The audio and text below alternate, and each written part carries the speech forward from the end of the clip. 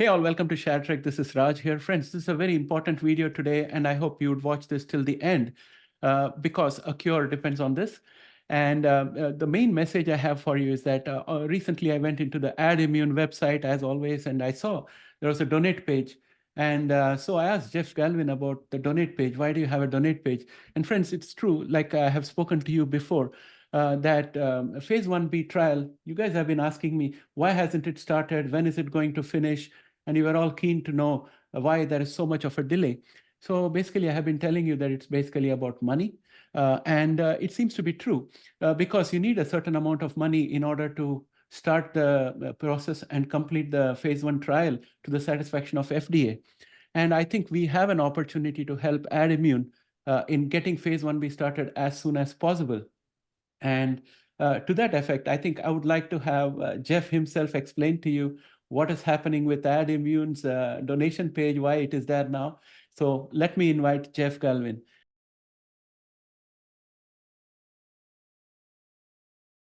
Jeff, thanks for joining us today. Can you please explain to us about the new donate page in Addimmune?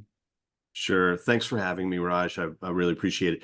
Well, as you know, we tried to do a SPAC in 2023, and so we tried to engage with Wall Street to get institutional funding, and I got to say that did not go that well. We were led to believe that it was possible for them to complete this de-SPAC, and during that process, they would be raising tens of millions of dollars for us.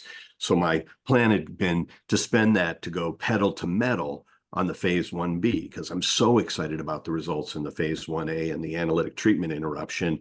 But instead what happened is we had huge expenses of the SPAC, and they brought in almost zero money. Now, fortunately, we raised enough money on our own to keep everything going. But at this point, I feel like the 1B has been really slowed down. And I started thinking, okay, who's really passionate about getting this 1B done? It's not Wall Street. It's not the pharma companies. It's us. It's us here at AGT. It's people like you. It's people who are watching your channel. And there's a ton of them. And if you just took the population of people that are living with HIV in the United States, it's over 1 million. If each one of them were to donate $20 to the phase 1B, that would cover the entire cost of the phase 1B from start to finish. Right. And so, there's power in numbers. And of course, not everybody who hears this is going to be inclined to donate. And I totally understand that. And some people don't have $20 who are living with HIV. Okay, but I thought I'd open it up because I know that there's a lot of interest out there, and small donations add up. And if we can get, several million dollars from that, we can dive into the 1B full speed, and we could be seeing results from this next year, even as early as the summer. Fantastic. And so, yeah. So I think that, there's a good reason for everybody to think about this, at least. And so we put the donation page up there, and I really appreciate you, seeing it and asking me about it, and potentially alerting folks to it. Yeah, because our audience has always been asking me, what is happening with AGT103-T? Why is it not moving fast? Why is it not moving fast? And I generally have a feeling when I look at clinical trial companies that it needs a lot of funds. It needs a lot of volunteers so that FDA has got a sample size which is big enough. And that means a lot of money, a lot of expenditure. So now that we know about it, I think our audience will be more than happy to visit the donate page and see what they can do for it, because the earlier it comes, the better. And Jeff, correct me if I'm wrong. I also understand that after more than 400 days, when you did the ATI experiment, which was done earlier this year, you found that AGT103-T had survived for a long period of time without encountering HIV virus, because all those patients were on ART, which is very positive. And then we also found that they multiplied and they increased the CD8 when ATI was done for the second time. So those things make me feel very, very optimistic about the prospects for AGT103-T. So I guess your team might also be very keen to get started and demonstrate proof of that.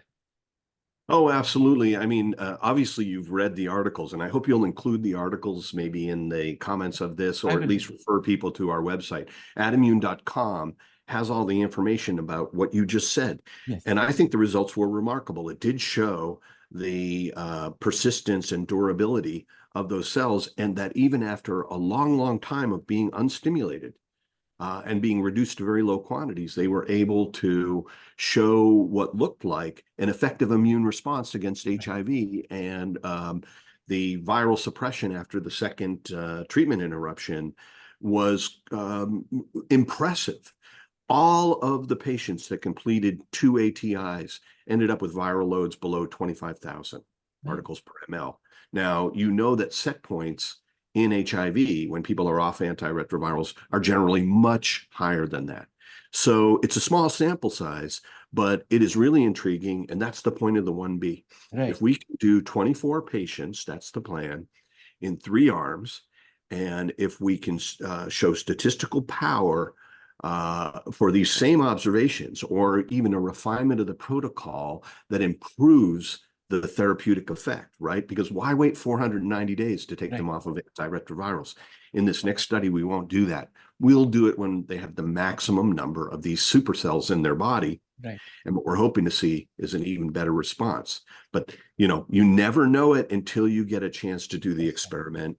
And you know, we're really anxious to get going on this. And I think that you know, your enthusiasm for it has always been helpful, and you know, going out there and publicizing what we're doing, and especially now that you're engaging your audience, I mean, who knows what could happen? This Yeah, might I be think something that would give great it a things could real happen. boost.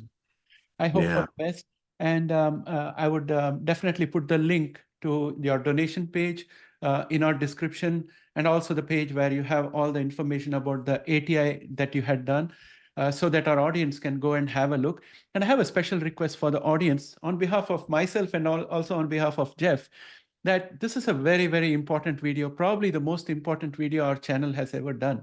I would like each one of you to actually send a link to this video to anyone you know, or any institution you know, where you have a lot of people who are affected by HIV or HIV-related people, so that they all get to see this and they have an opportunity to do a very historic thing to fund part of a clinical trial for a potential functional cure for HIV. It'll be amazing. So that's what I would like to request from you. Jeff, you have anything else you want to tell our audience before we wind up? No, I just want to let you know that you know, we're continuing our passion to pursue a functional cure for HIV, and we think we've made some great progress so far, and we're really encouraged by the data that we've seen. There's still a lot of work to do, but we're committed.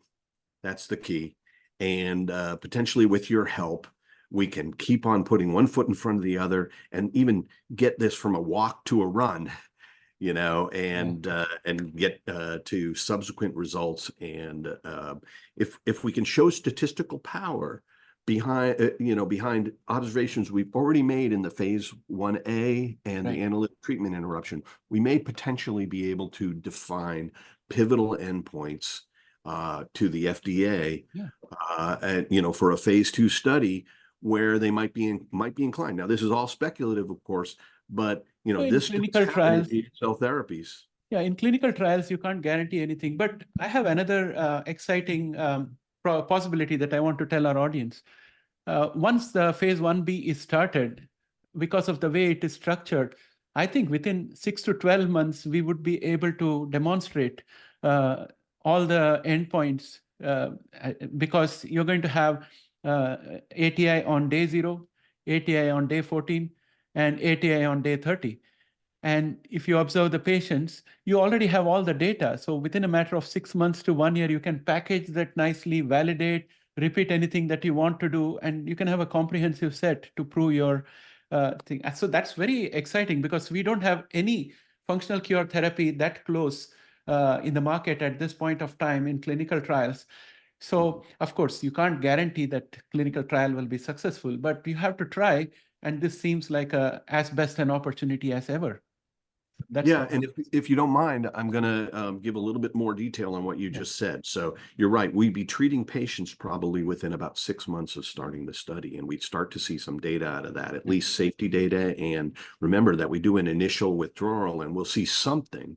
But the protocol is set up so that we do an initial withdrawal for 8 weeks, put them back on antiretrovirals, because what we want to do is activate the cells like we learned in the analytic treatment interruption. A short dose of the virus activates the T cells and puts them in effector state and increases their effect. And so we're going to do a short withdrawal, then 4 weeks back on antiretrovirals, and then a second withdrawal. And we're hoping that everything that we learned from the phase 1 and the analytic treatment interruption is going to lead to an optimized protocol that will get us the best results. And the second figure that you gave of a year is about when we should start seeing the interim data readout. Then we will have collected a full set of data from a number of patients, and we should start seeing some readouts on that. This is all open label, so we don't have to keep it secret. So as soon as we know something, we'll get right back out to you and tell you all about it. Right. Thanks a lot, Jeff. And again, to our audience, please visit the link in the description. Go to Addimmune, look at the donate page. Also forward this video to your friends who might be interested or who have an interest in HIV, so that they can also consider contributing to this historic event or historic effort to get a functional cure for HIV. Thanks, Jeff. Thanks for coming to us and giving us this message and an opportunity to participate. Thank you, Raj. I appreciate it.